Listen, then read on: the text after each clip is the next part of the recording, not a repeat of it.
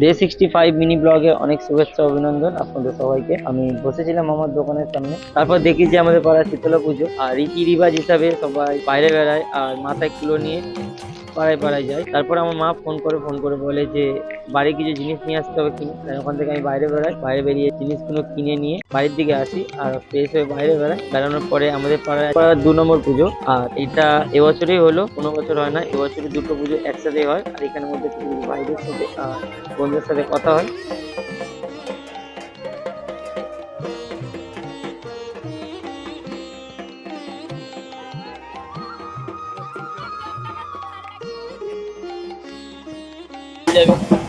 তার ওখান থেকে আমি যাই আমাদের পাড়ার যেখানে পুজো হচ্ছে, এটাই হলো আমাদের পাড়া আর আমাদের পাশে হলো ক্লাব। তো এটা হলো মন্দির, শীতলা মায়ের মন্দির। আমি যাই গিয়ে মায়ের কাছে প্রার্থনা করি যে সবাই ভালো থাকুক সুস্থ থাকুক। মায়ের কাছে গেলাম, গিয়ে নমস্কার করলাম, প্রার্থনা করলাম। এটা হলো আমার মামা। আমাকে বললাম যে মামা কি বলবে, যে মামা আমার একটা উত্তর দিল জয় শীতলা মা। তো ওখান থেকে বাইরে বেড়াই, মামির সাথে কথা হলো। মামি একটা স্টল বসিয়েছে, তাহলে কি কি রেখেছে এগুলো দেখো। মামি হয়, আমি কি কি স্টল বসিয়েছো?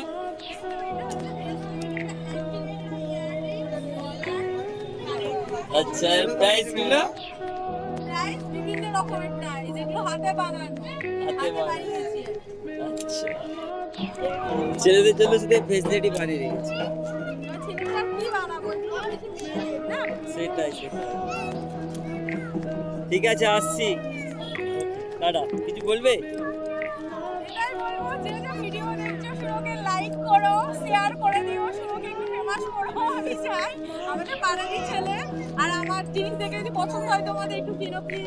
হ্যাঁ, ওকে। তার মামির সাথে কথা বলে ওখান থেকে বেড়ায় আমি আমার দুটো বন্ধু মিলে একজনকে ছাড়ে। আর রাস্তার মধ্যে দেখি যে অনেক ভাইরা বোনরা সবাই গন্ডি কাটছিল। রীতি রিবাজ হিসাবে যারা এরা গন্ডি কাটে বছরে একবার করে, তাদের একটা মানসিক থাকে, তাই এরা গন্ডি কাটে। তো চুল লাগানোর পরে গিয়ে দেখি আমাদের পাড়ার দ্বিতীয়তম যেটা পুজো, তো তারা বড়রাও বাচ্চারা তারাও বন্ধু গন্ডি কাটছিল। আর এবছর অনেকটাই ভিড় হয়েছিল আর অনেকটাই হয়তো মজা হয়েছে। আমি তো বেশি দিন ছিলাম না এখানটায়, বন্ধুরা আগে থাকতে যাই। তো ওখান থেকে আমি ছেড়ে বাড়ির দিকে আর এসে দেখি আজকে মেঘলা মেঘলা ওয়েদার আর খুবই সুন্দর ওয়েদার ছিল। ওখান থেকে বাড়িতে পৌঁছাতে পৌঁছাতে প্রায় সন্ধ্যে হয়ে যায় আর খুব জোরে ঝড় বৃষ্টি হয় আর প্রায় সন্ধ্যে হয়ে যায়। তো আমি এখানে ভিডিওটা আজকে শেষ করছি। Thank you for watching. Okay, tata.